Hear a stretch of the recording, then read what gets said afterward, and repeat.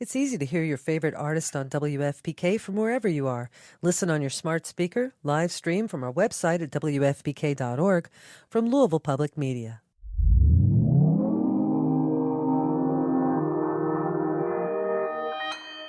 Consequence Podcast Network.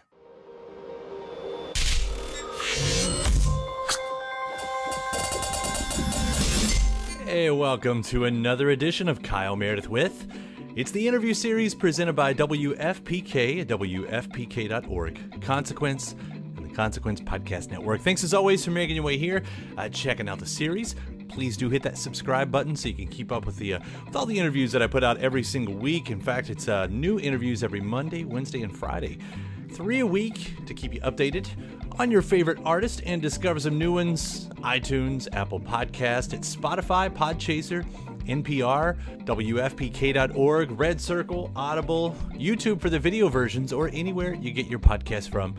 Subscribe to Kyle Meredith with. That's me, Kyle Meredith. Today, I get to talk with Bryan Adams. Bryan Adams has been an artist that I have admired and loved his songs since I was born. I mean, he came out right at the beginning of the 80s. I came out right at the beginning of the 80s into the world itself. So his music's always been the soundtrack. In fact, when I first started buying my own music, so this was cassettes in the late 80s and early 90s, one of the ones that I spent my money on was to buy the soundtrack to Robin Hood, Prince of Thieves. Here I was, young Kyle, in the middle of very, very country Kentucky, and just singing my heart out on everything I do it for you. I was the hopeless romantic, like 8-year-old at the time, and I got the cassette, and I was so excited and I was so happy, and then only to realize that the rest of it was a score. And while I had refined palates for power ballads at the time, I did not have the same refined palates for orchestral music. So I was a bit disappointed and hit the rewind button quite a lot on that one. But my love for Bryan's music endured. His 1997 Unplugged album is one of my favorite albums of all time.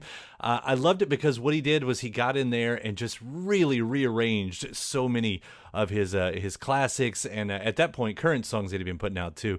And it's one of the best Unplugged albums I think in the whole series. I'm not saying it's the best, but it's one of the best.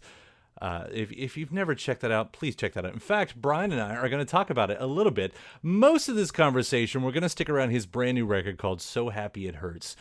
It's one of 4 releases that he's put out just this year, along with his own recordings of Pretty Woman the Musical, which did a Broadway run. Now it's touring across the country. It's based on the 80s movie, with Richard Gere and Julia Roberts, and Bryan had been wanting to do a musical version of it for years, and it finally happened the past couple.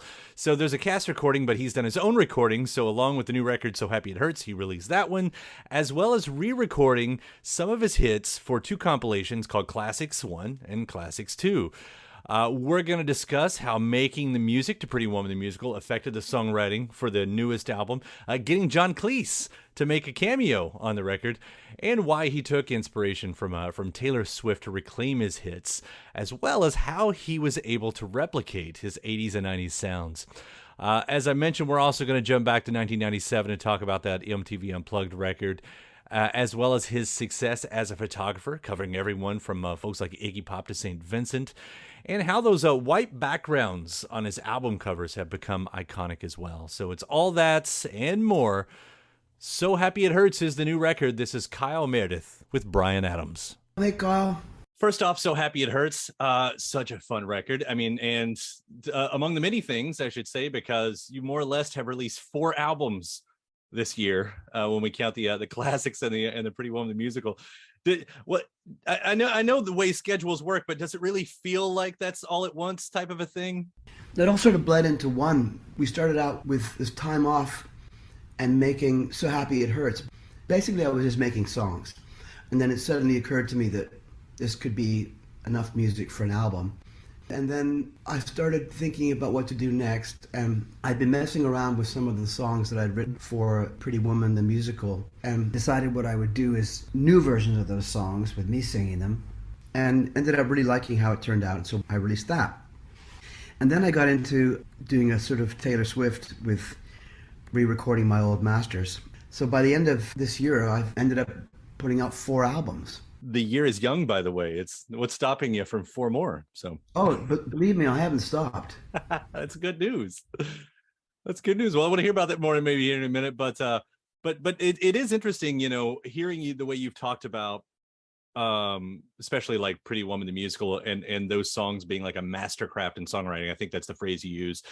Did you see in a way that changed your approach to writing when you hit the songs for So Happy It Hurts? When I think about Pretty Woman, it really was a masterclass in songwriting, because no matter how much we thought the song was good, when it went to the committee and the producers and the director, there was always rewrites, and so you couldn't get precious about your music.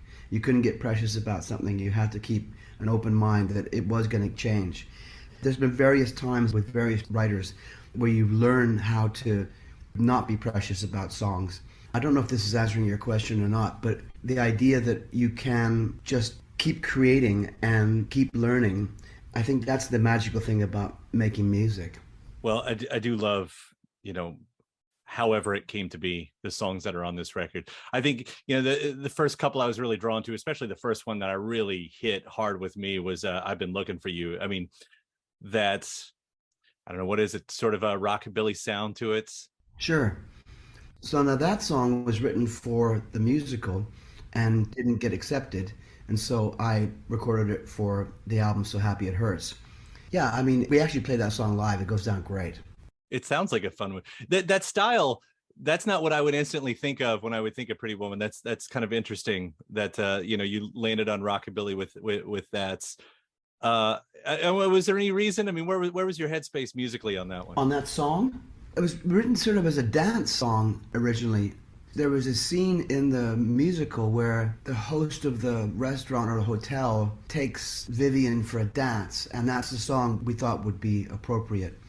However, it didn't end up making another song took its place. But me never being the one to give up on a song, thought, man, this is really good. I'm not going to give up on it. And so I recorded it for the album. Well, I the other one, because I mentioned too, Just About Gone. I mean, it's an instant classic. Well, that's very kind. It's instant classic that no one's heard. That song I'd been kicking around for quite a few years, and I wrote that with Gretchen Peters. When I'm making records, what I do is I tend to sort of go through my archive of songs to see what I want to work on. And that song, I'd done a demo of it, and it wasn't quite right. And so I just decided to strip it back and start again. One of the things that happened on this last album, on So Happy It Hurts, was that because I couldn't put my band together, I ended up doing all the instruments myself. I put down a guitar track, then go and put down a drum track. Every time I would come back into the sort of control room with my engineer, I sort of look at him and think, was that good enough?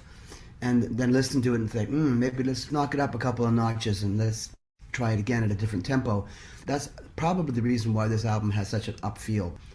Just About Gone, which I think is a great lyric, it really came together in the studio by this sort of back and forth process.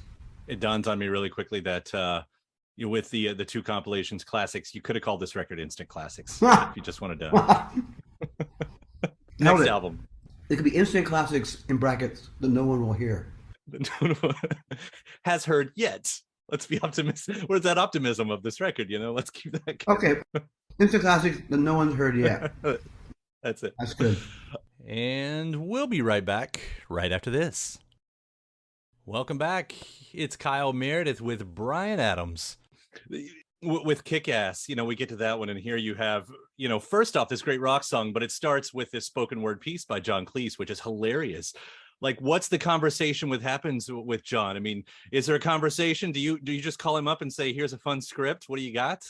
I've known John for quite a few years because I've worked with him before doing photographs. We met again at a lunch. I'd done the intro speaking part myself, and it didn't seem right for me to be the voice of that. So I was kind of looking for somebody. And so I'm listening to John talk, and it suddenly occurred to me that he would be great for this. And so I said, John, would you be up for doing a little monologue on a song? And he said, well, of course. And not thinking that, he's not even heard what I want him to do yet. So I sort of explained it to him. And then he said, well, I'll come over in a couple of days. to the studio. Sure enough, one day he just rocked up and we sat down and I played him mine and he went, why do you want me to do this? This sounds quite good. And then he stopped and paused and said, actually, you're right. God should be British. God should be British.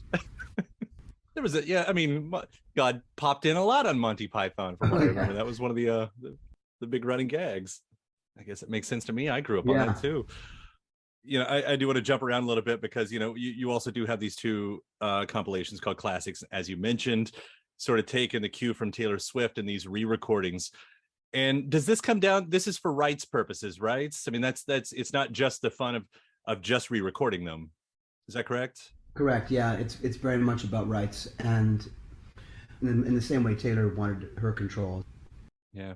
It's surprising how well replicated they are in certain parts, you know, like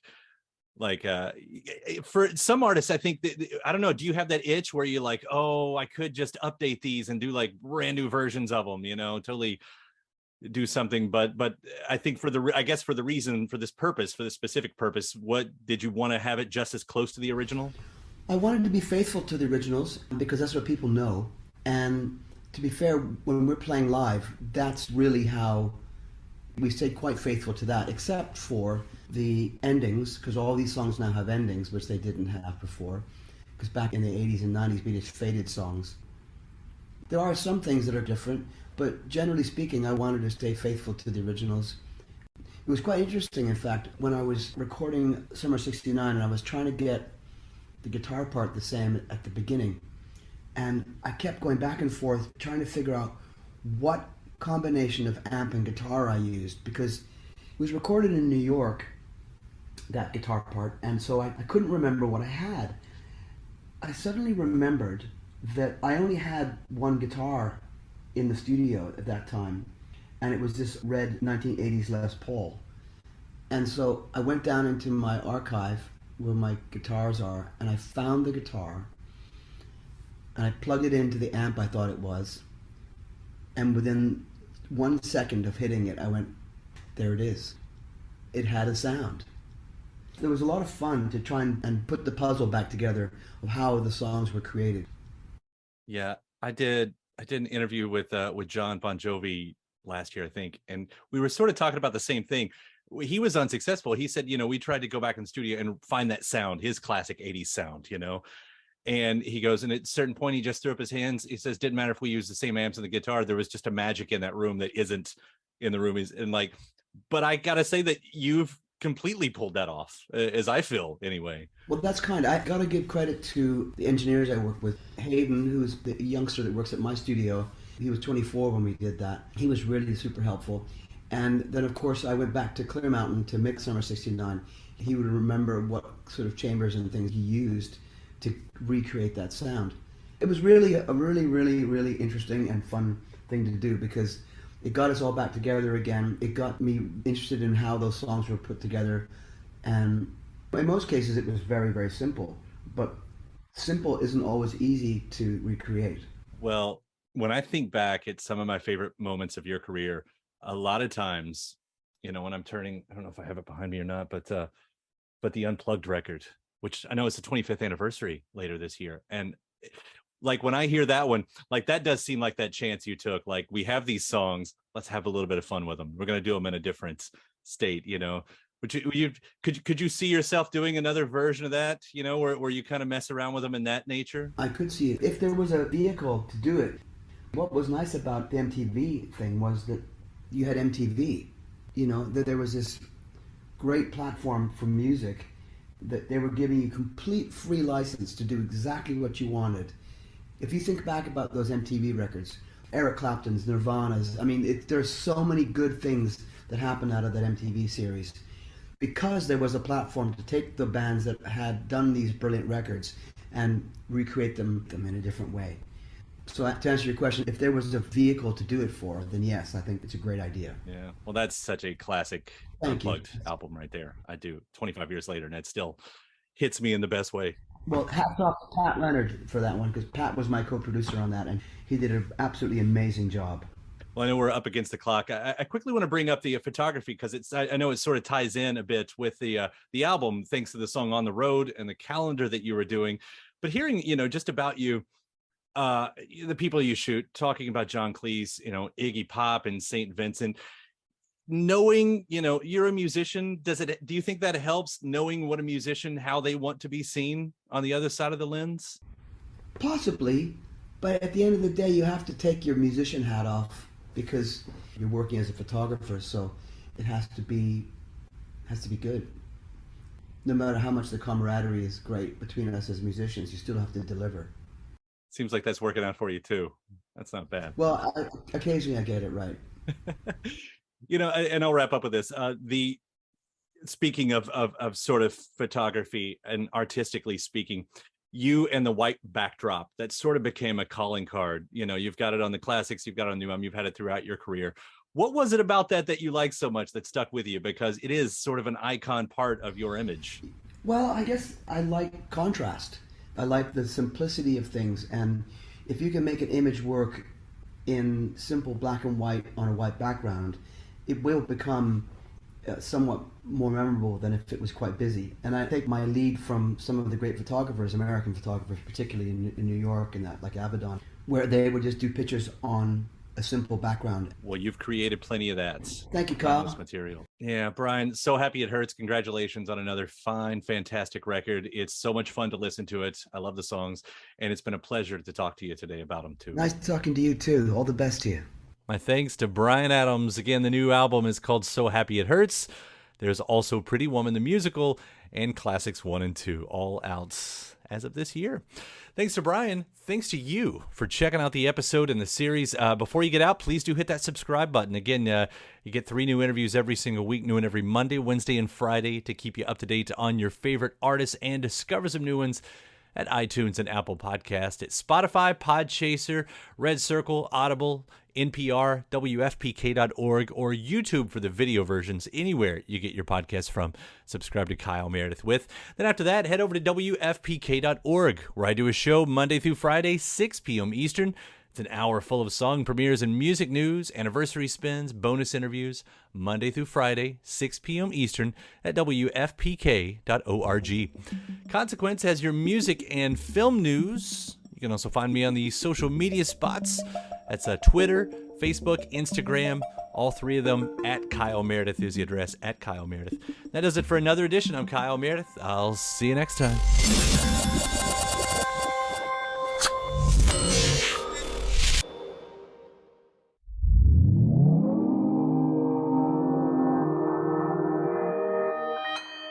Consequence Podcast Network. All the best. Bye-bye. It's easy to hear your favorite artist on WFPK from wherever you are. Listen on your smart speaker, live stream from our website at WFPK.org, from Louisville Public Media.